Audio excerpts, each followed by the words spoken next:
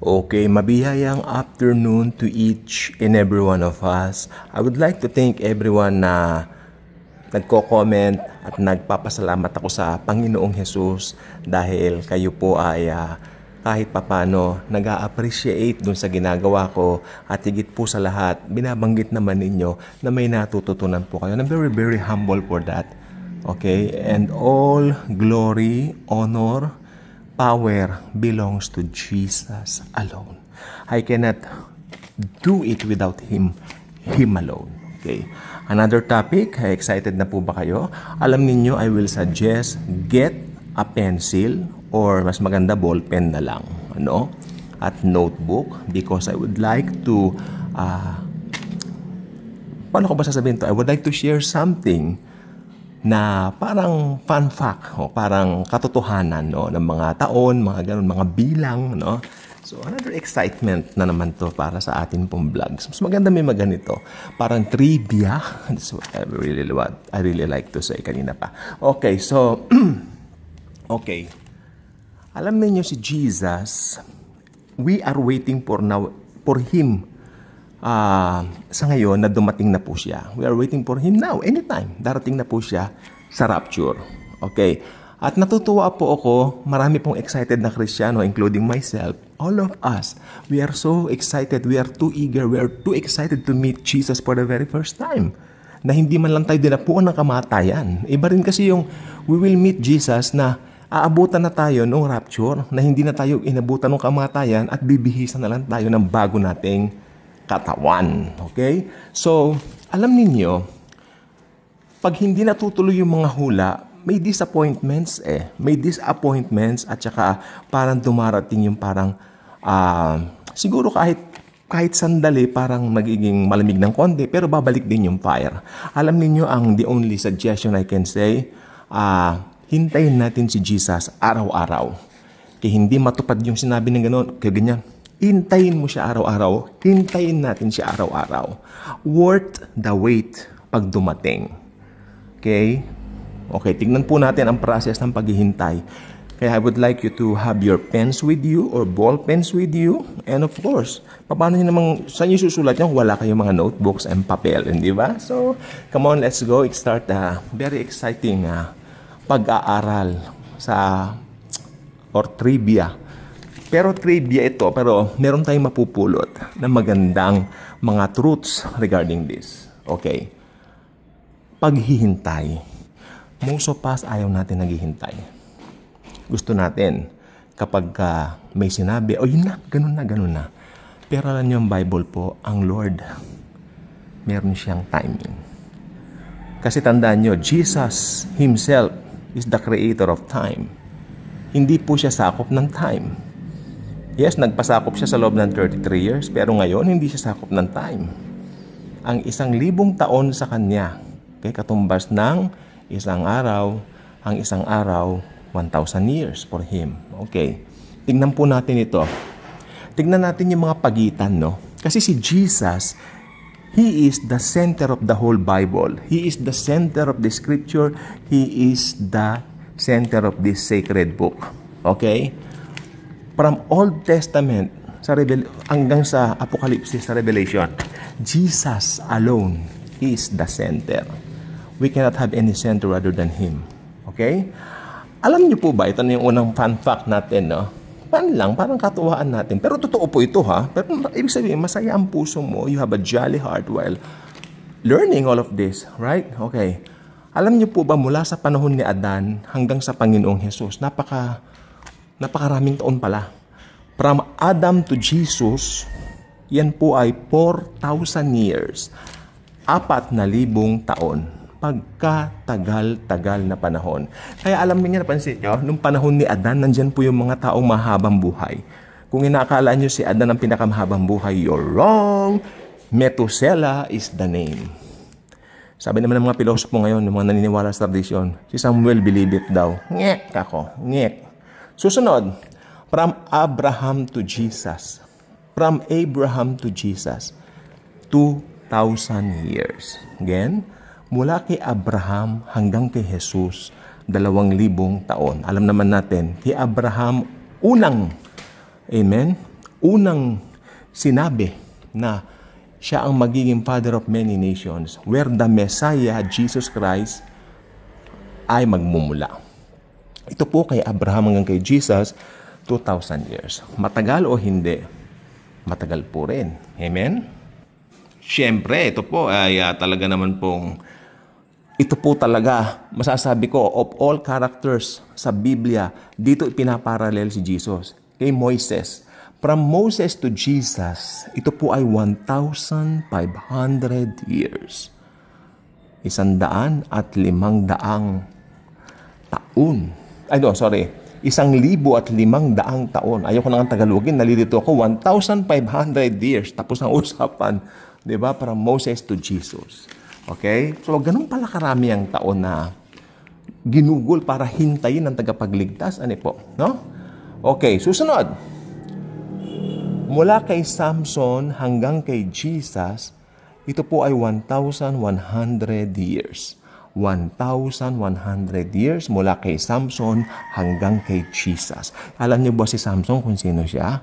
Siya po yung binanggit ng Biblia in the Old Testament times na bilang most strong man on earth. The most strongest man on earth. Siya ang pinakamalakas na tao. The strongest. Paniwala nung iba dahil sa buhok niya. I don't believe in that. Ang lakas niya ay ang Panginoon mismo. Okay? Ang haba ng mga panahon ng expand ng mga tao, no? Samson to Jesus, 1,100 years. Okay, ito po. Dito yung susunod na pinaparalel si Jesus madalas. Kay David. Mula kay David, tungo kay Jesus, from David to Jesus, ito po ay 1,000 years. Eksaktong 1,000 taon. Ang haba pala ng pagitan, ano po? Sobrang tagal, ano po? Alam nyo, dito pa lang sa panahon na mga ito, mga Old Testament na yan, hinihintay na ang tagapagligtas. Bakit? Kailan ba unang ipinangako ang tagapagligtas? Genesis chapter 3 pa lang. Ibig sabihin, panahon pa lang po ni Adan, may hinihintay na, ano po? Pero ang tagal. Kaya ang kalooban po ng Panginoon, minsan we cannot question. Kasi perfect timing po siya. Ganon din po sa mga buhay po natin. May hinihiling ka ba kay Lord na ganon? Jesus alone Himself knows best. Ayan ang natutunan ko habang pinag-aaralan ko ito kanina. Okay, Lord, kung mga taong ito Pero alam niyo bang may mga nainip dito? Paliwanag ko mamaya. Again, from David to Jesus, ito po ay 1,000 taong singkad. Eksakto. Susunod, ito na. Ito na po. Medyo lumalapit na. Mula kay Daniel, Prophet Daniel, hanggang kay Jesus, 483 years. Mula kay Daniel to Jesus, 483 years. Ito na po yung mga prophecies, no? Ito na yung madalas na tinatalakay sa Daily Good Vibes. Antichrist, end of the world, tribulation, yan, nandyan. Si Daniel po yan. So, talagang binubuksan na po ng Panginoon yung mga darating na panahon na sa pamamagitan ng propetang ito. Okay, susunod po. Pagkatapos po ni Daniel, may napansin po ba kayo? Sabi niya kay Daniel, isara mo muna ang aklat na ito. Kumbaga, relax ka lang, cool ka lang. Alam niyo kung bakit po? Kasi, ano po ba ang last na aklat sa Old Testament? Trivia nga po, sige nga po alam niyo, ano po ang pinakahuling aklat sa Old Testament? Which is the book of Malachi. Malakyas in Tagalog, right? Tama po ba ako? Okay. Ngayon, ito po ang tanong ko. Gaano kahaba mula kay Malachi o Malakyas patungo sa aklat ng Mateo? Yung mga pilosopo, alam mo, magba-Bible study kami noon, nung panahon na inaaral namin to. May nagtanong yung isang tagapagturo, bali youth pastor, no? Gaano katagal mula kay Malachi hanggang kay Matthew? Ay, 1 segundo lang, tignan mo, binuksan ko, ting, kanya, binuksan niya yung Bible niya. O nga naman, kung tutusin. 1 segundo lang. No, hindi po totoo yan. Joke lang po namin yon. Mula po sa Book of Malachi hanggang sa Book of Matthew, start na po ng pagparito ng Panginoon, pero nakalagay po sa mga libro New Testament kanila. Pero ang talagang nag-umpisa ang New Testament nung namatay si Jesus sa cross. Okay? Pero sige na, for the sake of ang tawag dito ng visual na nakikita talaga natin whenever we have our Bibles, ang una mo makikita sa New Testament ay talagang Book of Matthew. It will start there, right? Right. Okay, di ba? Technically, opo, ganun nga. So, tingnan po natin mabuti. Mula sa Book of Malachi hanggang pala sa Book of Matthew, 430 years. OMG. Sabi pa nung ibang nagbilang dati, may 470 years pa. Basta nandyan sa 470 years hanggang 430 years. Ganun kahaba, ganun kahaba. Ito po yung sinasabi ko po kanina. May na-boring ba? Na-boring na po sila.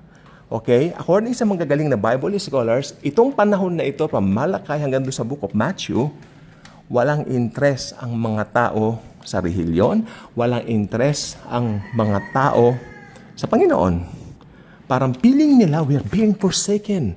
Pinabayaan na kami. Wala na, wala na, wala na, wala na. Bagsak na, bagsak na, bagsak ng ekonomiya. Di ba? That's it. Wala na.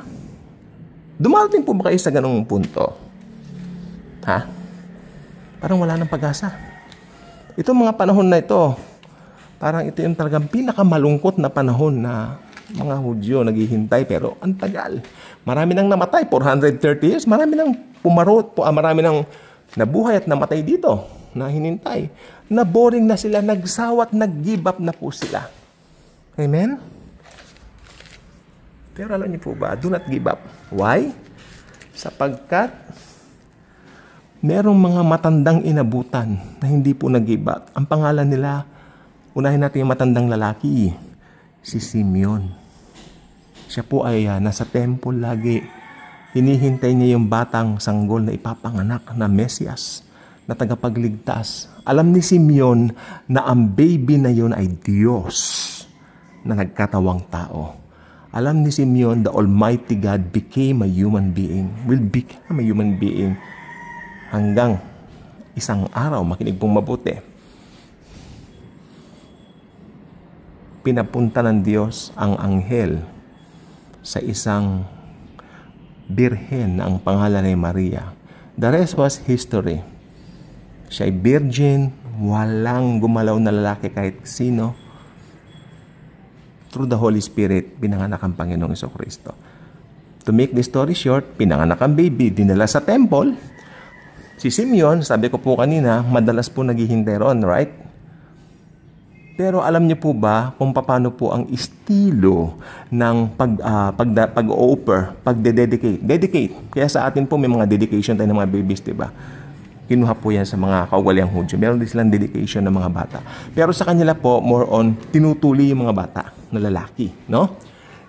Alam niyo po ba sa pagtutuli ng mga batang lalaki tuwing 8 days old sila, marami pong baby yan. Makinig po kayo mabuti. Importante po to. Napakarami pong baby doon sa side na yun ng temple kung saan isinagawang pagtutuli ng mga bata. Correct po ba? Correct. Sige, correct po. Doon sinasagawang pagtutuli ng mga baby. Sa dinami-dami ng mga baby na bagong panganak doon, nilid ng banal na Espiritu Santo ang ubod ng tanda ng si Simeon doon sa tamang baby. Ang Diyos na makapangyarihan sa lahat na naging sanggol. The Lord Jesus Christ Himself. Akin na ang sanggol na to. Give me that baby. Malamang yung baby hinagkan niya, niyakap niya, at sinabi niya sa Panginoon, sa Diyos, Ama, pwede mo na akong kunin. Nakita ko na po ang inyo pong pagliligtas sa Israel. That's it. Ako naniniwala ako, ilang panahon na lang tinagal niya. Right after that, siya po ay mapayapang pumanaw. Pumasa Panginoon na forever. Siyempre sa Diyos Ama, nandito pa yung Diyos Anak, pananganak, di ba? Kayo talaga. Sa Diyos Ama muna. Di ba? Tapos, may isa pang babae by the name of Hannah. This Hannah was also waiting for the coming of that Messiah. Messiah baby. The God will become flesh. At ito po, nakita rin at nasaksihan niya. Tignan nyo, karamihan ng tao po nainip. Pero, meron pong dalawa naghintay din. At sulit ang paghihintay po nila. Tama po. Amen? Amen. Makinig po kayo mabuti ito pong revelation dito. Kung kailan naiinip na tayo at parang hindi mangyayari ang lahat, doon siya darating. Kaya pag inoorasan mo ang pagdating niya, ingat tayo, baka hindi siya dumating. Yun ang revelation. Amen? Kaya yung date setting, delikado kasi.